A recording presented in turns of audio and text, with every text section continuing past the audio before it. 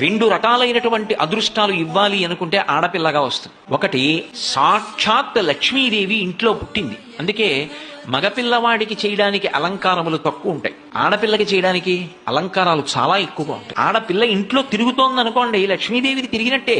ఒకటి, ఆ పిల్ల పుట్టిన వేళ, ఆ పిల్ల తిరిగిన వేళ సాక్షాత్ లక్ష్మీదేవి ఇంటికి వచ్చిందని గుర్తు. రెండు, ఆడపిల్ల పుట్టింది అంటే ఆ పిల్లని ఎక్కడికి చేరుస్తున్నారు? ఎవరో ఓ పేరున్నవాడికి కాదు ఇస్తున్నది, సాక్షాత్ నారాయణ స్వరూపాయ వరాయ. ఆ వరుడు నారాయణ స్వరూపుడు. ఇప్పుడు లక్ష్మిని నారాయణుడి పక్కకి చేర్చారు.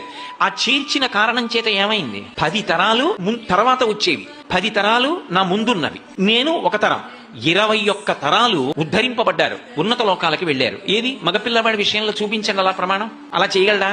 సాధ్యం కాదు. అమ్మవారు అనుగ్రహిస్తే ఆ తల్లి వీళ్ళని నేను విశేషమైనటువంటి ఫలితము చేత సత్కరించాలనుకుంటున్నాను అనుకుంటే ఆడపిల్లగా వస్తుంది.